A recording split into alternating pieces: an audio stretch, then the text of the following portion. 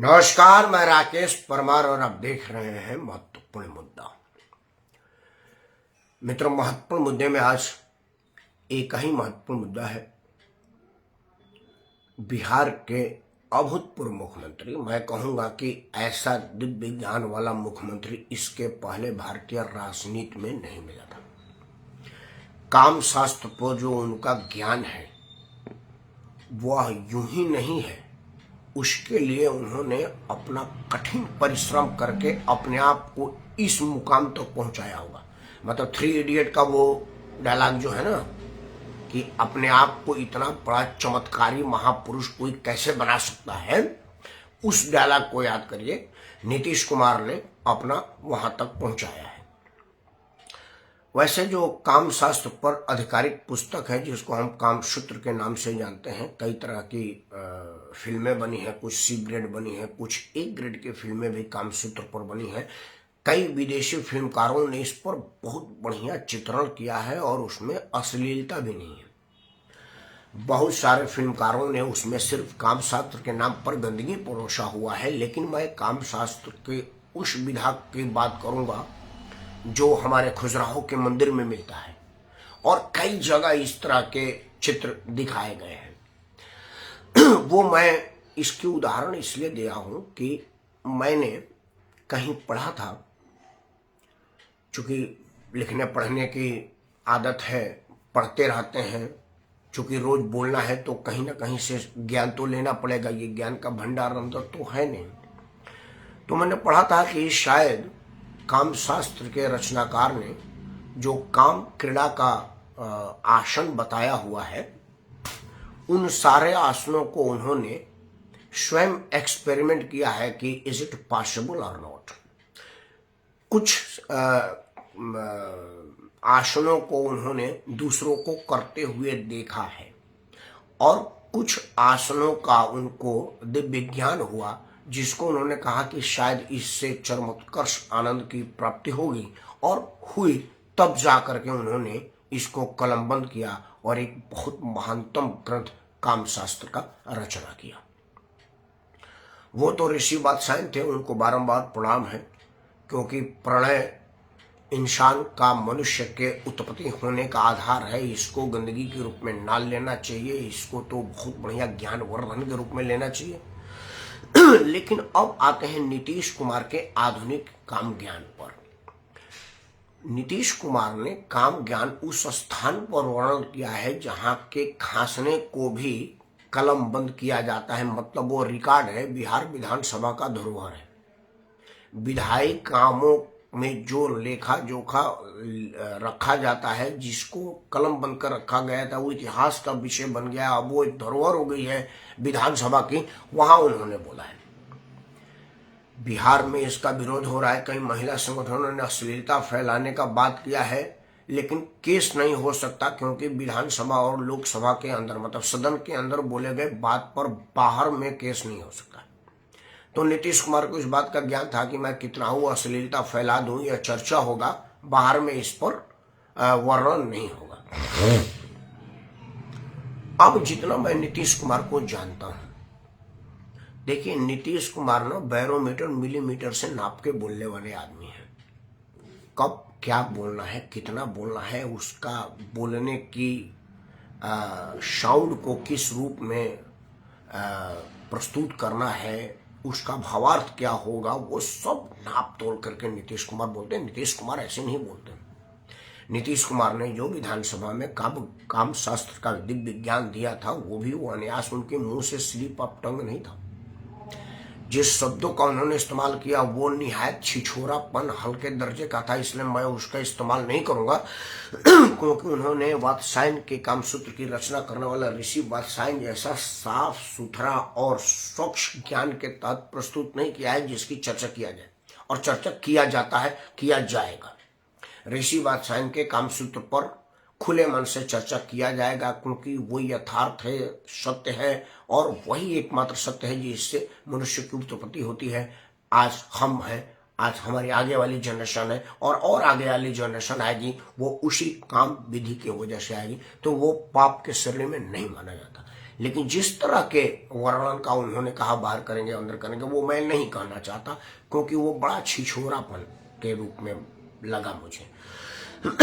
वो नीतीश कुमार का जो वक्तव्य था, वो जो 2-2 रुपया वाला किताब हम लोग लोकल मार्केट में जैसे हमारे यहाँ मेला लगता है और जो सड़क पर किताबें बेचते रहते हैं कि 5 रुपये में हंसती मुस्कुराती चित्रों का दर्शन कीजिए सिर्फ 5 रुपये में, वो उस तरह के जो किताब सड़कों पर बिकती है। आप लोग कई बार किसी सी ग्रेड के गली में जाएंगे तो एक आदमी झोला में लेके जा रहा है, हाजी भारतीय महिलाओं का हंसती मुस्कुराती चित्रों का दर्शन सिर्फ 5 रुपये में। तो वो उस तरह का स्तर था नीतीश कुमार का, सिर्फ 5 रुपया वाला। तो सिर्फ 5 रुपया वाले स्तर पर मैं वर्णन करूं या उनके विवरण की व्याख्या करूं, ये हम जैसे आदमी को शोभा नहीं देता है, नीतीश कुमार को ही देता है। नीतीश कुमार को ही मुबारक हो। लेकिन जैसा मैंने कहा कि नीतीश कुमार कोई बात अन्यथा नहीं कहते। उन्हें क्या जरूरत पड़ी थी कामशास्त्र की इस हल्की शब्दों की शब्दावली का इस्तेमाल करना? वो इसलिए कि जो उसके बाद उन्होंने किया विधानसभा में वो अत्यंत ही घातक था, और उसके मारकता को कम करने के लिए, उसके असर को निष्प्रभावी करने के लिए उन्होंने अश्लीलता का एक चीज छोड़ दिया और अपने ही लोगों से मार्केट में विरोध करवा दिया। और पूरे टीवी पर आज प्राइम टाइम में डिबेट नीतीश कुमार के अश्लील शब्दों के प्रयोग और उसके शब्दावली पर था। उस चीज पर चर्चा नहीं हुआ जो इसके आड़ में नीतीश कुमार ने कर दिया। हम उसी पर चर्चा करेंगे। मौका था बिहार विधानसभा में जो जातीय सर्वेक्षण, चूंकि जातीय जनगणना तो कह नहीं सकते तकनीकी रूप से, क्योंकि राज्य सरकार जनगणना कराने का अधिकार नहीं रखती है, लेकिन जो सर्वेक्षण बिहार सरकार ने किया था उसकी विस्तृत रिपोर्ट आज विधानसभा के पटल पर पेश किया गया। उसमें एक चीज बड़ा साफ हो गया। अब तक जो लोग राजनीति करते थे वो कहते थे कि ये जो राजपूत हैं, भूमियार हैं, ब्राह्मण हैं, बनिया हैं, ये सामंती लोग हैं, सारा धन इन्हीं के पास है, हम गरीब लोग, मूल निवासी लोग और दबे कुचले लोग हैं, वो हम सब गरीब लोग हैं। हम ये जो कह करके वोट मांगी जाती थी और समाज में विद्रोह फैलाया जाता था, वो उसका आज चीड़-फाड़ हो गया। उस सब चीजों का, पुरानी मान्यताओं का चिथड़ा हो गया। अब वस्तु स्थिति करीब करीब स्पष्ट है। हालांकि ये भी डाटा बेमानी है, बहुत ज्यादा इसमें त्रुटियां हैं, लेकिन फिर भी त्रुटियों के साथ जो खुलासा हुआ है उस पर चर्चा जरूर होना चाहिए, और इसी पर विस्तृत चर्चा पूरे देश भर में ना हो जाए। नीतीश कुमार ने साजिशतन कामशास्त्र का ओछा, छिछला और अश्लीलता भरा बात कह करके इसके मारकता को कम करने के उद्देश्य से खुद की बदनामी करवाया है। क्योंकि नीतीश कुमार जानते हैं कि अगर विधानसभा में इस विषय की चर्चा पर पूरे देश भर में चर्चा हो जाएगी तो फिर जिस उद्देश्य की पूर्ति के लिए नीतीश कुमार ने जातीय जनगणना का मांग किया था और खुद जातीय सर्वेक्षण करवाया था, वो निष्प्रभावी हो जाएगा और बेमतलब हो जाएगा। इससे चर्चा में आया कि पता चला कि बहुत ज्यादा संख्या में, जिसको हम कथित स्वर्ण वर्ग कहते हैं, कथित शब्द का इस्तेमाल मैं इसलिए कर रहा हूं कि स्वर्ण कौन है इसकी एक विस्तृत चर्चा अब होनी चाहिए, क्योंकि एक राज्य का करीब करीब आधा अधूरा ही सही समाज का खाका अब कलम बंद और लिखित दस्तावेज के रूप में समाज के सामने है। मैं इसको रोक करके अगर स्वर्ण की व्याख्या कर दूं, अभी बिहार की चर्चा करते हैं तो बिहार में अभी लालू प्रसाद यादव का परिवार शासन में है। अब लालू प्रसाद यादव के परिवार से बड़ा स्वर्ण बिहार में कौन है, हमको बता दिया जाए। नीतीश कुमार मुख्यमंत्री है, अब उनसे बड़ा स्वर्ण कौन है? रामविलास पासवान वहां के राजनीति में है और कई लोग हैं, कुशवाहा राजनीति में है, यादव कई लोग हैं, कई तरह के लोग राजनीति में हैं बिहार सरकार में। वो सब लोग आधुनिक स्वर्ण हैं। पिछड़ी जाति की नाम पर राजनीति करने वाले, पिछड़ी जाति से आने की दम और दावा करने वाले लालू प्रसाद यादव का परिवार दुनिया की सबसे महंगी गाड़ियों के काफिले में चलता है। सुना जा रहा है कि 1400 से लेकर के 2500 रुपये लीटर बोतल का पानी से हाथ धोता है। पीते भी होंगे पानी में और उसे हाथ भी धोते होंगे। उनके नहाने के लिए जो आरओ वाटर प्रोवाइड कराया जाता है वो मार्केट में 1% लोगों को पीने के लिए मिल पाता है, जिससे उनका परिवार नहाता है। जात के अहिर है। लेकिन उसी बिहार में वो अहिर भी अहिर है जो सुबह दूध निकालता है और दोपहर तक अपने घर वापस आता है, तब जाकर के उसके घर में चूल्हा जलता है। क्योंकि पहले वो अपने भैंस का, गाय का, किसी का दूध निकालेगा, शहर जाएगा या गांव में लोगों के यहाँ जाएगा, बेचेगा, पैसा लाएगा, फिर मार्केट जाएगा, सामान खरीदेगा, फिर घर ले आएगा। तब तक उसका बच्चा इंतजार कर रहा है, क्योंकि वो दूध पी नहीं सकता, क्योंकि दूध अगर पी लेगा तो फिर भोजन नहीं बन पाएगी और बिना भोजन का दूध असर भी नहीं करेगा। सिर्फ दूध पी के आप रह नहीं सकते। तो वो परिवार इंतजार करता है। और लालू प्रसाद का परिवार दोनों अहिर है और दोनों की सामाजिक स्तर एक ही लालू प्रसाद मानते हैं, बिहार सरकार मानती है, जनगणना मानती है।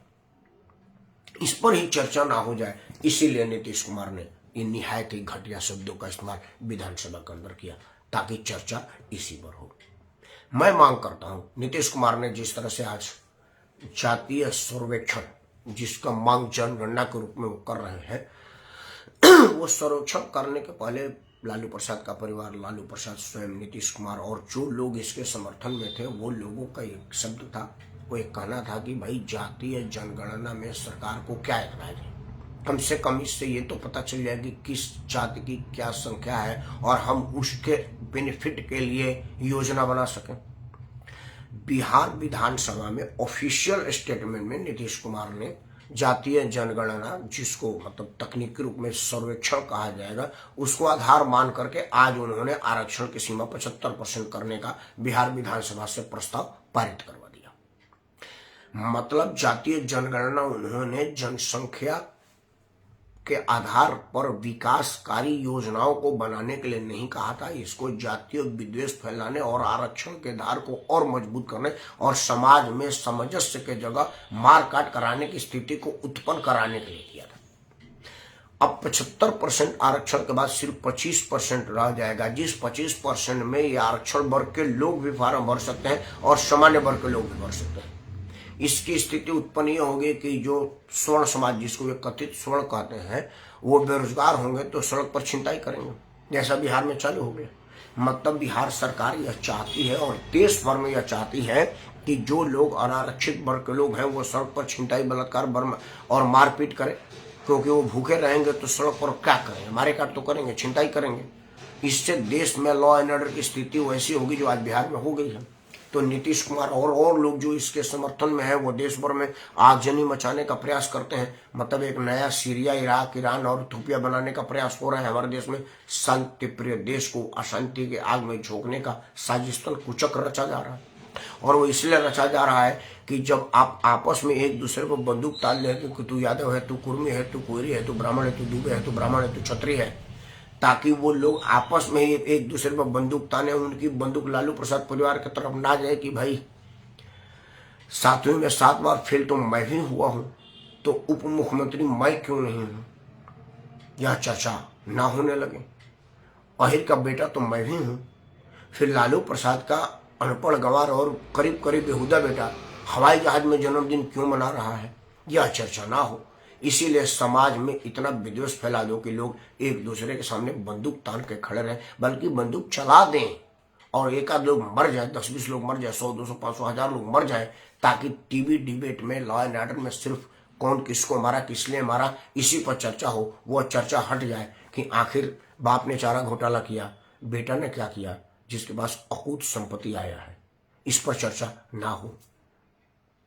इसी साजिश के तहत नीतीश कुमार ने आज सदन के अंदर काम शास्त्र का जो निचले स्तर का बयान दिया, वो उसी साजिश का हिस्सा था, ताकि पूरे राज्य व्यापी चर्चा इस बात पर ना हो जाए कि जब स्वर्ण समाज, जिनको आप स्वर्ण कहते हैं, मैं कथित स्वर्ण कह रहा हूं, मैं जाति रख देता हूं, क्षत्रिय, ब्राह्मण, भूमिहार, लाला, बनिया, इन लोगों में बहुत सारा आबादी ऐसी है जो गरीबी रेखा से नीचे रहती है, जो रोज भोजन पाने की स्थिति में नहीं होती और जिनके घर रोज खाना नहीं बनता।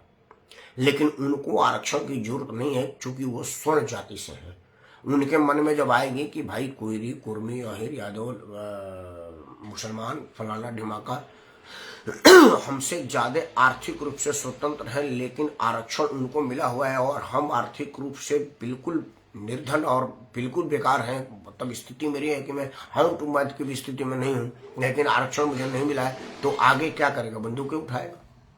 क्योंकि ये दुनिया का इतिहास है कि जब जुर्म हद से ज्यादा पहुंच जाती है और कोई सहारा, कोई उम्मीद नहीं होता, तो आदमी हथियार उठा लेता है।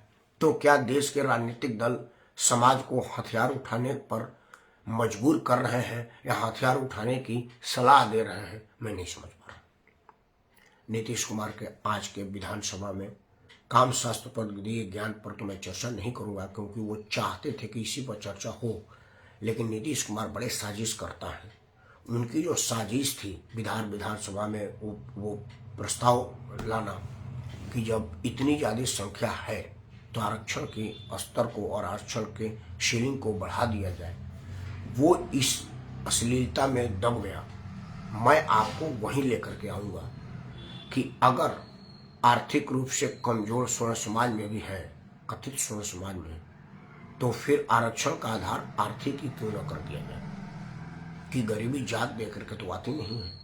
अगर आप गरीब कल्याण की बात करते हैं तो अब तो आपके पास एक सर्वे रिपोर्ट आ गया है जिससे आपको पता चल गया है कि कौन कितना गरीब है। तो अगर गरीब जन कल्याणकारी योजना बनाना चाहते हैं तो आपका स्वागत है। फिर आरक्षण जातीय क्यों, गरीबी क्यों नहीं, आर्थिक क्यों नहीं, यह चर्चा जरूर होनी चाहिए। नीतीश कुमार यही नहीं चाहते थे, क्योंकि इससे समाज में विकास होगा और आपसी बेमनस्यता खत्म होगी, और जब आपसी बेमनस्यता खत्म हो जाएगी तो फिर नीतीश कुमार जैसों की राजनीति खत्म हो जाएगी। क्योंकि नीतीश कुमार या और लोग मुफ्त में अनाज तो दे सकते हैं, मुफ्त में बिजली दे सकते हैं, लेकिन मुफ्त में शिक्षा और स्वास्थ्य नहीं दे सकते। क्योंकि आदमी के पास शिक्षा होगा तो उसकी समझ बढ़ेगी, और समझ बढ़ेगी तो प्रश्न पूछेगा, और प्रश्न पूछेगा तो लालू प्रसाद के परिवार के पास उत्तर नहीं होगा कि 8वीं में 8 बार फेल तो मैं भी हूं, फिर मुख्यमंत्री की दावेदारी तुम्हारी क्यों? फिर प्रश्न पूछेगा तो वह पूछ सकता है कि नीतीश कुमार बिना किसी आधार के मुख्यमंत्री की सीट पर क्यों, कैसे और किस तरह से कब्जा जमाए बैठे हैं, जबकि तकनीकी रूप से मुख्यमंत्री जरूर हो, लेकिन व्यवहारिक रूप से तो वो ऑफिस के मुख्यमंत्री ऑफिस के चपरासी का लायक भी बहुमत देश में नहीं बना पाते। यह विचार होगी, लेकिन नीतीश कुमार ने चाहा था कि इन सब विषयों पर डीपली विचार ना हो, इसीलिए बादशाह के कामसूत्र को कूड़े में फेंक करके अपना कामसूत्र, मतलब अपना निजी अनुभव का वर्णन कर रहे थे। क्योंकि कामसूत्र के रचयिता ने भी कामशास्त्र की रचना के पहले निजी अनुभव प्राप्त किया था, तब जाकर के उस दिव्य ग्रंथ की रचना किया था। तो क्या नीतीश कुमार अपना निजी अनुभव के आधार पर ये बता रहे हैं? क्योंकि शादी के बाद तो सब करता ही रहता है, तो नीतीश कुमार ने किया ही होगा। वो बाहर किया, भीतर किया, तब कब भीतर किया, कब को बाहर किया, कितनों को भीतर किया, कितनों को बाहर किया, कितने लोगों का अनुभव होगा ये मैं नहीं जानता। नीतीश कुमार ही बेहतर बताएंगे। लेकिन नीतीश कुमार के इस बेहुदा बयान को मैं धत्ता बताते हुए, उनकी इस बेहूदगी पर खुद शर्माते हुए आप सबसे क्षमा मांगता हूँ। मेरा उद्बोधन में अगर अश्लीलता आई हो तो, क्योंकि मैं एक संस्कारी आदमी हूँ और मैं संस्कार विहीन बात नहीं कर सकता। नीतीश कुमार के पास ना तो राजनीतिक संस्कार है, न स्वयं का संस्कार है। आज के बयान से वो बेहुदा साबित हुए हैं, तो उनके बेहूदगी को घृणित है और उस साजिश को उजागर करना मेरा फर्ज है, जो बिहार विधानसभा में जातीय सर्वेक्षण के बाद यह निकल के आया है कि गरीब जात दे करके नहीं आते। अगर कल्याण करना चाहते हैं तो गरीब का कीजिए, जाति अपने आप बढ़ जाएगी। आप इस विषय पर विचार जरूर करिएगा, और अगर आपको लगता है कि यह विचार योग्य बात है तो आपसे हाथ जोड़ के प्रार्थना है कि सबसे पहले तो आप इस वीडियो को लाइक करें, चैनल को सब्सक्राइब करें और इसे अपने सभी समूहों में साझा करें, ताकि साझा करने से यह जानकारी हर आदमी तक जाए कि अगर गरीब स्वर्ण में भी है तो वो क्या पाप किया है कि उसको सरकारी सहारा ना दिया जाए। धन्यवाद। वंदे मातरम और जय भारत का संविधान।